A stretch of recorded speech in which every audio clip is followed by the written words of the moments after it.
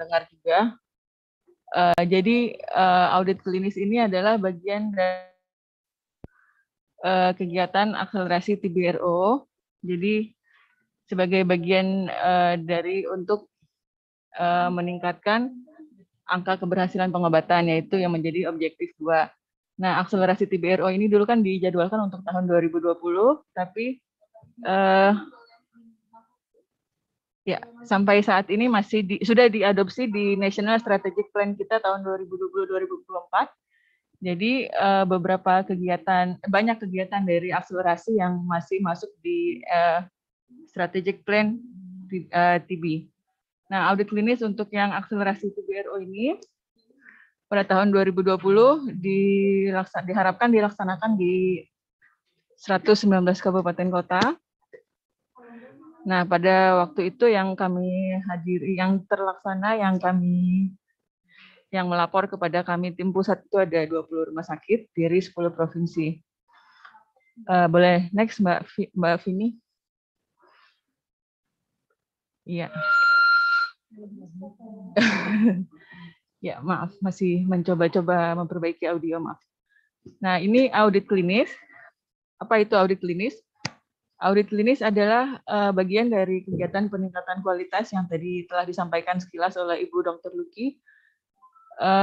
Audit klinis adalah kegiatan telah sistematis dari tata laksana klinis pasien TBRO, mulai dari diagnosis sampai manajemen dari efek samping obat maupun komorbid dari pasien. Telah klinis menggunakan formulir audit klinis yang seperti di samping ini, dan melibatkan tim ahli klinis eksternal atau dari Pokja TBRO nasional ataupun tim ahli klinis dari luar rumah sakit masing-masing. Ya, boleh next. Tujuannya adalah peningkatan kualitas tata laksana dan keputusan klinis dalam manajemen pasien TB resisten obat, sehingga bisa dilakukan intervensi segera, baik dalam hal manajemen klinis maupun program berdasarkan kondisi pasien yang ditemukan pada saat audit klinis tersebut.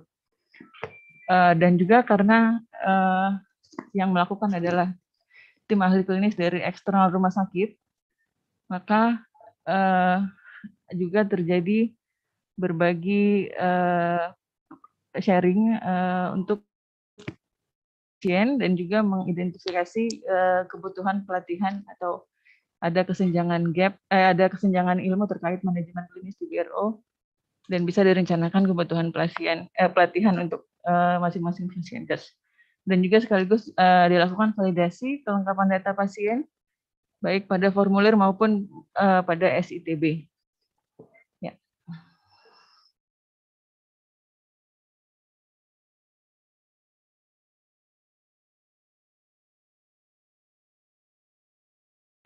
Maaf Bapak Ibu, saya lanjut lagi. Periode audit klinis yang dilakukan tahun lalu yang dihadiri oleh tim subdit TBRO itu pada bulan September sampai November. Ini dilakukan di 14 rumah sakit di 10 provinsi di DKI, di Jawa Barat, Jawa Tengah, Banten, Jawa Timur, Sumatera Utara, Aceh, Sulsel, Riau, dan Sumbar. Mungkin di tempat lain ada, cuman yang kami ikut waktu itu di wilayah-wilayah ini. Dari kegiatan tersebut terdapat 251 pasien yang terdiri dari pasien shorter treatment regimen maupun yang longer treatment regimen yang memulai pengobatan pada periode 2019 sampai 2020. Penilaian yang dilakukan terhadap 10 aspek dalam tata laksana klinis sesuai form audit klinis. Ya, next Mbak Vini ya. 10 aspeknya adalah kelengkapan pemeriksaannya, pemeriksaan diagnosis, apakah hasil TCM-nya ada, atau hasil DST, hasil LPA, dan hasil sebagai pemeriksaan lab yang diperlukan pada saat awal memulai pengobatan, dan apakah hasilnya dicatat di TB01 maupun di SITB. Dan juga aspek berikutnya itu kesesuaian paduan dengan panduan nasional dan juknis MTPTRO. Apakah misalnya hasil lab paduan pengobatan yang dipilih sesuai dengan kondisi awal pasien dan memenuhi kriteria inklusi maupun eksklusi dari pemilihan paduan tersebut. Yang ketiga adalah durasi pengobatan. Apakah ada pasien yang kurang atau lebih dosisnya, itu juga menjadi salah satu aspek yang dinilai pada saat audit klinis. Mungkin yang perlu diperhatikan juga, audit klinis ini mungkin karena namanya audit, tapi seakan-akan mencari kesalahan, tapi ini bukan untuk mencari kesalahan, ini adalah untuk pembelajaran bersama, dan juga untuk memperbaiki tata laksana pengobatan pada pasien. Yang berikutnya, ini pemeriksaan laboratorium awal dan monitoring rutin, jadi pemeriksaan baseline apakah dilakukan lengkap, dan juga pemeriksaan follow up dahak apakah sesuai jadwal dan lengkap, atau ada masalah-masalah apa yang ditemukan pada saat pelaksanaan tersebut itu bisa diidentifikasi. Yang kelima, manajemen efek samping obat. Apakah efek samping obat yang ditemukan dilaporkan dan juga sudah ditata laksana, dan apakah sudah tata laksananya sudah tepat. Dan juga tata laksana penyakit komorbid yang ada pada pasien dan juga masalah klinis lainnya yang terjadi pada pasien. Untuk aspek berikutnya, pasien yang meninggal, pasien putus berobat, kelengkapan pencatatan dan pelaporan, dan kontak investigasi. Kontak investigasi menjadi prioritas dari subdit TB juga untuk TB dan TBRO, jadi itu menjadi hal penting juga untuk kita lihat implementasinya. Ya, slide berikutnya. Nah, dari hasil yang kita kumpulkan pada kegiatan audit klinis lalu itu, hasilnya adalah sebagai berikut, Mbak. Nah, ini jadi rekapnya berbentuk angka-angka. Jadi berdasarkan form tadi, peserta yang hadir akan memberikan bobot terhadap masing-masing poin, dan dibahas bersama dengan tim internal rumah sakit juga, jadi disepakati bersama poin-poinnya dan di total. Nah, jadi pada hasil yang tahun lalu itu ditemukan sebagai berikut. Yang poin nomor 1 itu tidak ada temuan klinis, berarti masalah klinisnya semuanya berjalan sesuai standar, sesuai yang disepakati oleh tim pada saat pelaksanaan audit. Nah, ini ada dua rumah sakit yang tidak ada temuan klinis. Rumah sakit 1 ini sebanyak 40%, dan rumah sakit 3 ada 17% yang tidak mengalami, tidak ditemukan temuan klinis pada kasus-kasus yang dilakukan audit pada periode tersebut. Nah, masalah yang paling banyak pada temuan audit klinis adalah masalah pencatatan pelaporan. Hampir semua rumah sakit mengalami permasalahan pencatatan pelaporan, datanya tidak lengkap atau tidak diupdate atau kurang. Ya. Berikutnya juga masalah pada pemeriksaan lab awal yang tidak tersedia. Ada beberapa rumah sakit 100% dari yang auditnya, yang kita lakukan audit itu tidak ada hasil lab awalnya ataupun follow up, tidak tersedia. Mungkin ini permasalahannya bukan mungkin hanya permasalahan berbagai masalah, bukan hanya, bisa jadi permasalahannya adalah belum dicatat gitu. Jadi nah itu tapi termasuk salah satu permasalahan yang dicatat dan dilaporkan. Ya, next slide Mbak Vini. Nah, ini rekapnya. Jadi permasalahan yang ditemukan terkait pencatatan pelaporan, rata-rata pasien yang mengalami masalah itu ada 97%, dan itu dialami oleh 100% rumah sakit yang kami lakukan audit. Pemeriksaan baseline dan lab monitoring pengobatan tidak tersedia itu terjadi pada rata-rata 73% pasien di 57% rumah sakit yang kami temui. Kami lakukan audit, maaf. Kontak investigasi tidak dilakukan atau tidak ada feedback ke rumah sakit, itu terjadi di 50% rumah sakit.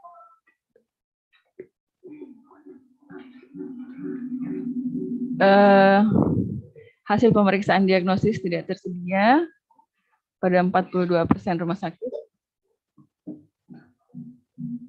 Iya, paduan pengobatan, inisiasi pengobatan atau perubahan dosis yang kurang sesuai juga ditemukan pada 28% rumah sakit. Manajemen efek samping obat, tata laksana efek samping obat belum adekuat dan laporannya belum tersedia, belum dilaporkan ke Badan POM. Itu ditemukan pada 14% rumah sakit. Durasi obat yang tidak sesuai pada 7% rumah sakit. Dan komorbid perlu tata laksana perbaikan itu, maaf, ini kolom yang paling kanan tadi itu adalah rumah sakit yang mengalami permasalahan lebih dari 80% pasiennya mengalami masalah tersebut. Jadi kalau yang saya sebutkan ini berarti masalahnya lebih dari 80%. Nah, ini di sini 0 berarti rumah sakitnya mengalami masalah tapi tidak mencapai 80%. Nah, rata-rata pasiennya 21%. Iya, selanjutnya Mbak Vini. Nah, ini secara detail pencatatan pelaporan.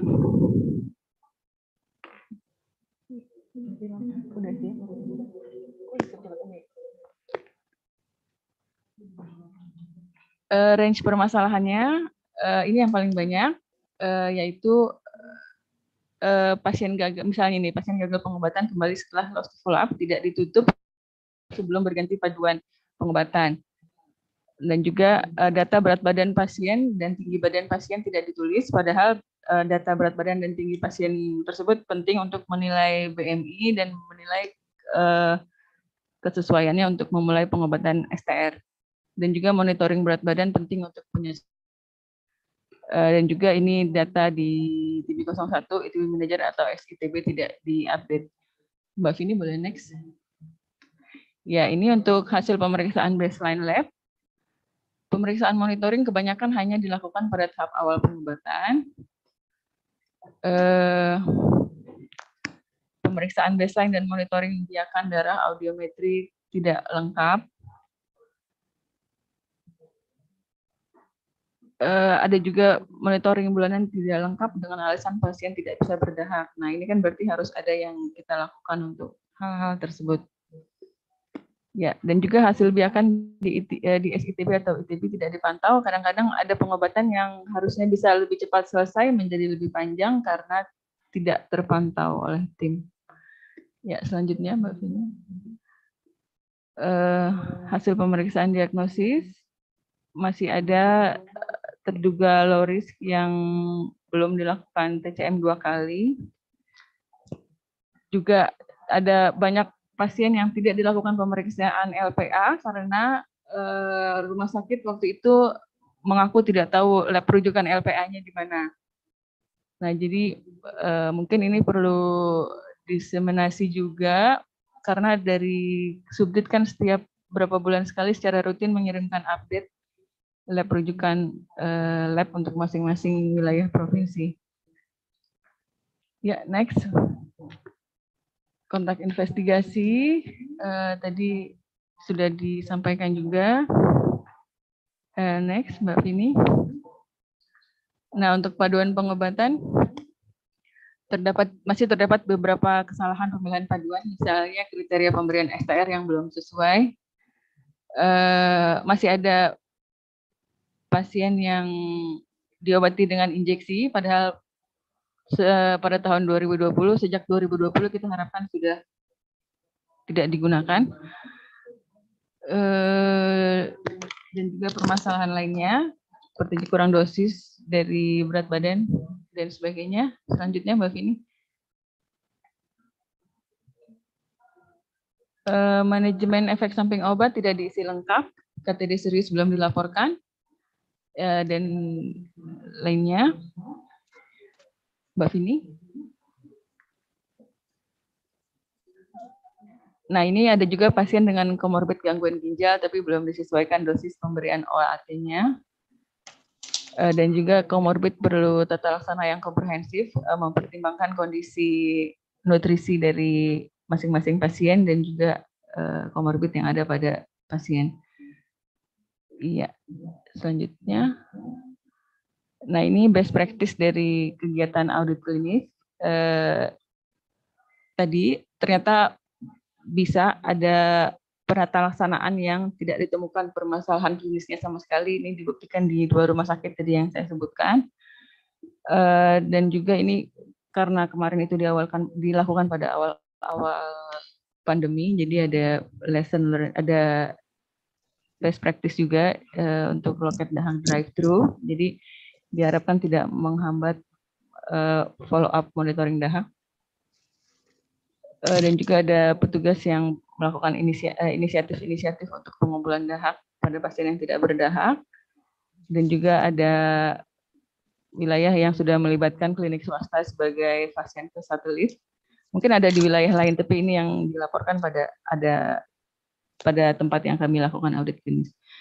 Dukungan TAK eksternal antar provinsi maupun dalam provinsi sudah berjalan.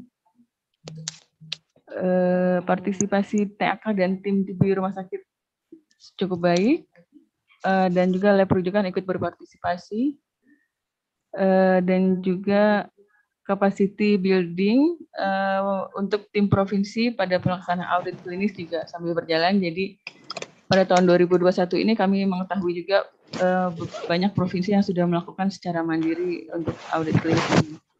Dan juga persiapan audit klinis, karena ini kita melakukannya secara virtual, itu tim provinsi dan tim rumah sakit sudah menyiapkannya dengan cukup baik. Mungkin itu Mbak Hanifah yang bisa kami sampaikan. Nah, jadi tadi berdasarkan hasil audit klinis itu sudah beberapa tindak lanjut yang kami lakukan untuk menindaklanjuti seperti